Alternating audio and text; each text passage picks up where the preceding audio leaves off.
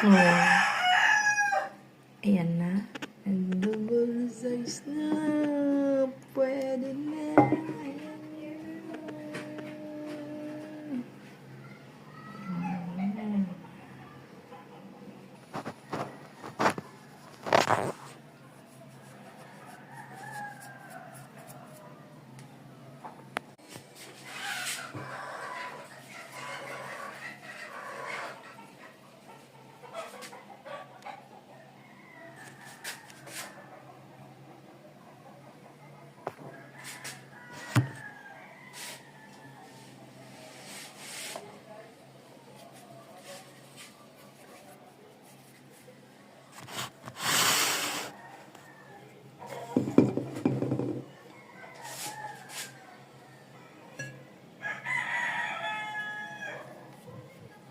Ayan, nag-bake ako ng flattened pandesal.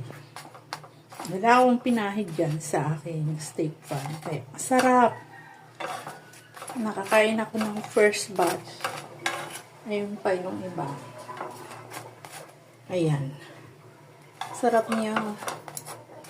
Wala man lang. Hindi ko pinahiran niya ng cooking oil or dairy cream. Kasi itong mixture na to, nung ginawa ko itong dough, meron na siyang dairy cream.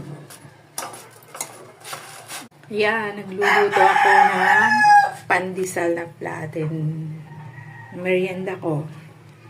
Wala akong pinahid dyan na kahit ano, cooking oil or dairy cream sa steak pan. Kasi itong mixture ko na dough ay may dairy cream na yan kanina. Ang sarap. Hindi ko nilagyan ng sugar yan kasi gusto ko na medyo yung maalat lang na konti. Yan. Ang sarap. Lutong-luto yan.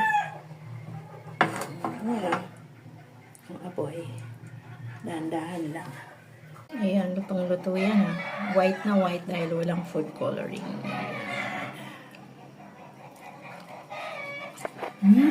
Sarap.